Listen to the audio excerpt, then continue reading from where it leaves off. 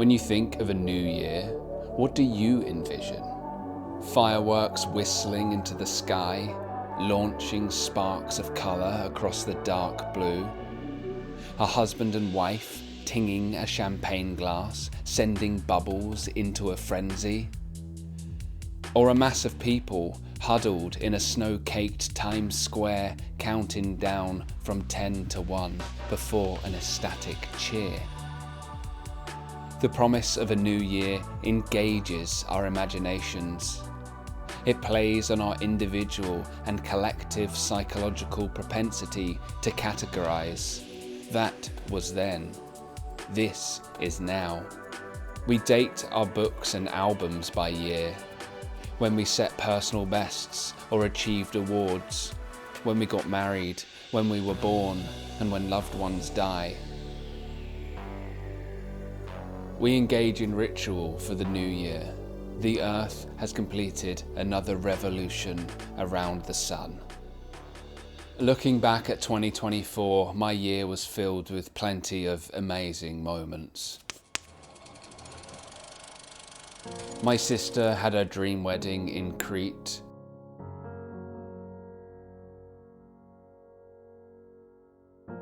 We visited family in my hometown, Horsham, in England.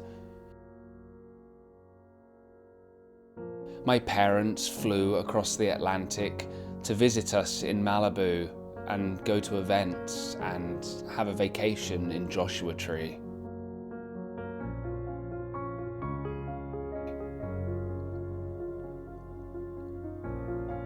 We also spent nights out camping under the stars and huddled around campfires.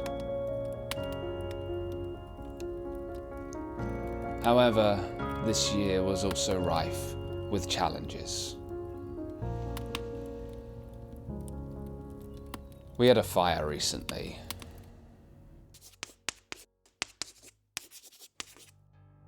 On December the 9th, at approximately 10:50 p.m, the Franklin Fire broke out in Malibu. And the Franklin Fire has exploded in size since it erupted late last night near Malibu Canyon Road. The fire has burned more than 2,800 acres. At this point, there is zero containment. Continue to spread, but with these winds and the conditions, it's like putting a water hose on a blowtorch. It's just only so much you can do. Man, look at that! It's just an inferno down there. While we slept, the fire swallowed homes and cars, crackled up palm trees, and blackened hard-to-reach canyon hills. Thousands had to evacuate. Homes were lost. Firefighters were tasked with climbing up steep and dangerous terrain to unroot plants at risk of burning and cut down brush to contain the fire. The next morning, we woke up to whirling sirens and the smell of singe and smoke. The sky glowed an unnatural orange. Our power had been cut, and cell service was almost entirely wiped out. Ash fell from the air like snow, onto our deck and into our lungs. Fire, smoke, Jesus. Yeah, I can smell it now. I haven't got an update on the app, so I don't really know where it is, if it's moved at all, but... Great. Soon, we received the level 2 evacuation warning. Set. In other words, get ready. We wheeled out the generator and the pool pump. I grabbed a hose and sprayed down our plants and roof. My wife was inside, packing.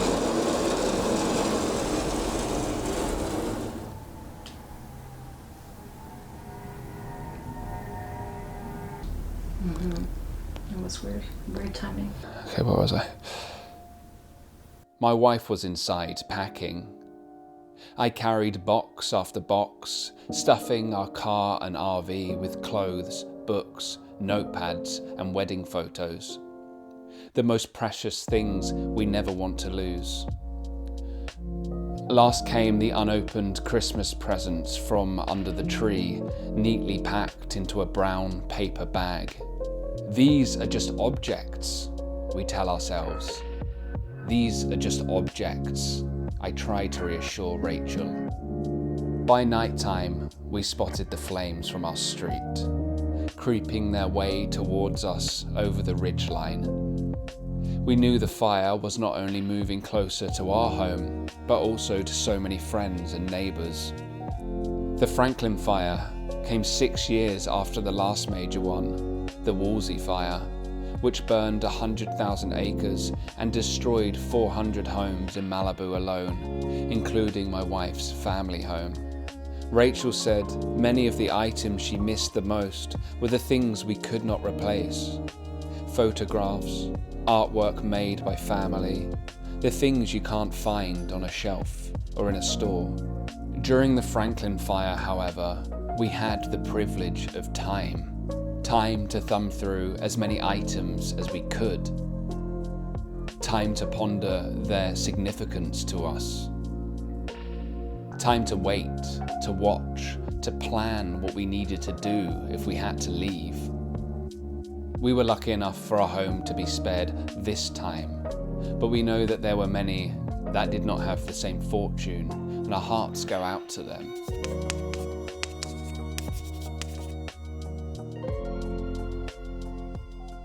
A few days later, my wife and I drove into town to see the aftermath of the blaze. As we drove closer, we saw firsthand the charred hills, some meters away from condos, houses, and other buildings. The remnants of red fire retardant on the road, used to form part of the containment line, as the fire leaped Pacific Coast Highway and flowed towards the ocean. Rachel spoke about how it reminded her of the hills on Canaan Road after the Woolsey Fire, how dark they were, but how, months later, we got a spring with more wildflowers than she'd ever seen in Malibu. Called a super bloom, the hills burst with colour, red and orange poppies, yellow coreopsis flowers, and blue-violet lupines. We stood in awe as a helicopter, with a cargo line dangling from it, plucked a burnt telephone pole from the ground and carried it high over the city to an empty field. We spoke to a man who we had never met before and found out that he was a neighbour and a member of the fire brigade. Coincidentally, we had met his wife only a few days before as we discussed the progress the firefighters were making on the fire, which we could see from the pier. Shortly after our conversation, we left town, taking a final look at Pepperdine University. There, we saw the cross of the bell tower looming before a crow-black hillside where flames had engulfed just days before, somehow sparing the university. Even without natural disasters, the holidays can still be mixed times. Some of us experience them full of love and togetherness with family, friends, community members. However, some of us are reminded of our loneliness. But perhaps the holidays are where you wear your thickest mask, that despite what you're feeling underneath, you're expected to be in good cheer. Maybe you used to engage in a certain ritual, for example, going to your grandma's house every Christmas, but now that no longer happens. Perhaps your traditions are still going strong and you enjoy the continuity that ritual can sometimes promise. In the Northern Hemisphere, the cold temperatures of December can lower our spirits. Sometimes this comes through rain and chilled wind, sometimes with snow. There's a condition that many people in England suffer from. It's called seasonal affective disorder, known best by its acronym SAD, where cold temperatures, fewer daylight hours, and lack of vitamin D depress the population. But still, many gather in living rooms and around pub fireplaces, on crisp walks where breath swirls into the air. Despite these times being multifaceted, Ritual still occurs. It is all around us. Unfortunately, at worst, many of us devalue ritual. Otherwise, many fail to recognize that ritual is an inevitable aspect of our lives, and we are always engaging in rituals where a set of actions are carried out similarly. Ritual is inescapable and fundamentally human. Demetrius Sigalitas, author of Ritual, refers to humans as the ritual species. We engage in small forms of ritual all the time: a shower each day, going to bed at the same time every night, greeting someone with a handshake or saying hello. We also have rituals that mark our calendars each year. Some are unique to us, like our birthdays, typified by celebrations, cake eating, and that happy birthday song. Many rituals mark the passage of time and occur in the liminal spaces where change happens. Then we have ones that take place on the same day every year.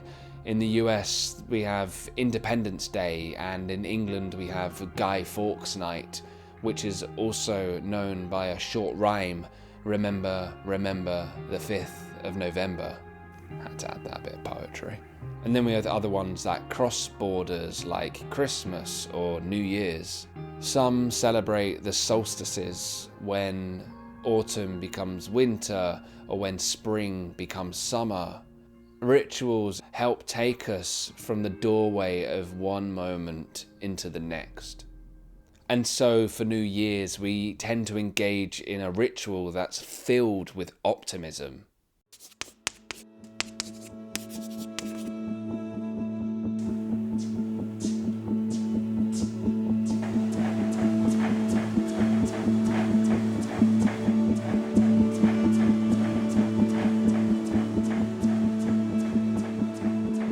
We seek to create New Year's resolutions where we either give up something that isn't helping us, like smoking or drinking alcohol, or we take up new habits like exercise, for example. Although many of us make resolutions, they can be hard to stick to. The motivation that carries us into the start of the new year often leads to relapse, where we pick up our old behaviors again. Many on New Year's Day wake up tired, hungover, grumpy. There's something over time that we find stressful. There's an acknowledgement of many things: aging, change, a reminder of all the stuff we thought we would have achieved by now but haven't, getting closer to death, regrets, but also good memories, nostalgia, the passing of time and the potential for more good times. And New Year's celebrations change over time. In one sense, New Year's celebrations are material, based on our day-to-day experience and shared in our collective consciousness. But they are also cosmic. We humans have a desire to fit ourselves within the grand scheme of things. Carl Jung asks, where do we live symbolically? And answers, nowhere, except where we participate in the ritual of life. In this ritual of life, we celebrate those things over which we have little or no power over.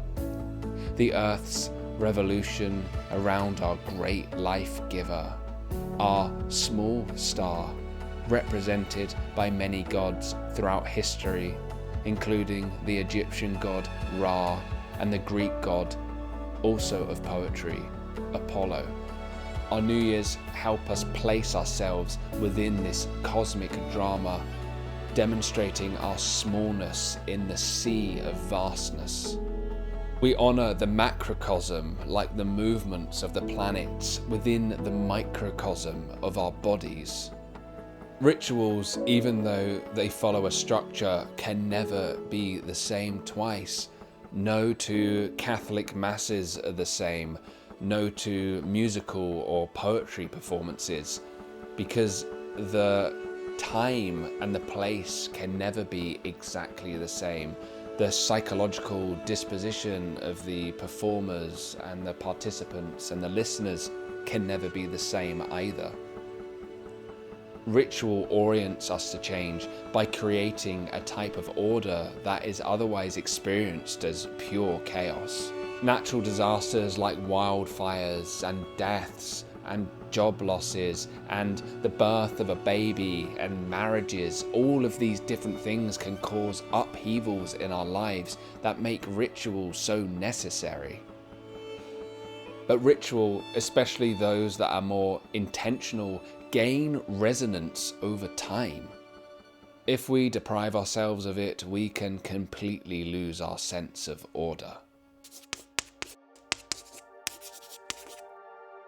And so chaos, being an inevitable component of the human condition, also needs to be invited into our lives. As Friedrich Nietzsche says, you must have chaos within you to give birth to a dancing star. And what comes from intentional ritual, if not poetry, art, dance, music, the rope pull of creativity out of the dark of chaos, and, at least for poetry, the possibility of all expression through the infinite malleability of language, movement, image, and grammar. I see poems coming into form as a vessel that we've taken the chaos of the molten glass and using all the available language to bring it together and shape it into a form that says exactly what it is that we want to say. We know the poem is somewhere before we have written it, lying down in the long halls of language. Like Michelangelo said, every block of stone has a statue inside it. It is the task of the sculptor to discover it. So also does every language have poetry inside of it. It is up to the poet to discover it. But to find this poem, or perhaps any solace at all, we must engage in the open and searching ritual. An openness that also requires a fullness, ears and paws and eyes stretched wide as a sunflower, so the Great Spirit can find its way in and dance in our blood, and through this urgency we discover what it is we need to say, and by that, what it is we may need to know. As a new year emerges on the horizon, as we ready ourselves for a new calendar, the promise of a fresh start, a recognition that the selves we were in the previous year may now die, and the birth of, we hope, something greater may arise. The new year may very well give us the opportunity to become more ourselves, more closely aligned with our idealized versions, healthier, fitter, smarter, stronger. I wonder then if this is my own song to the new year, and how different that may sound to your song. The melody that allows us to fly toward the future, and the dissonance that is the future raking towards us as tomorrow transmutes into today.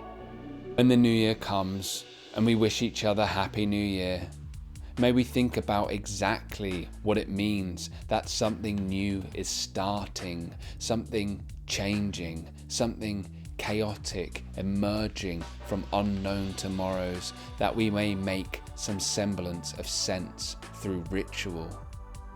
Whether the new year is welcome or not, it will always come. That was quite good, actually. I hope you may stride rather than fall through the door and find that greater sense of self, and sustain the realist version of you for next year and the next and the next and the next. For time will keep stomping on, and we, fixed to the present, will move ever towards the next moment, which is now. I hope you make the next year a great one. Let me know what your hopes and plans are for the new year in the comments below. And if you haven't already, please do click like and subscribe to the channel for more poetry videos. Thank you for watching. I'll see you soon. Cut.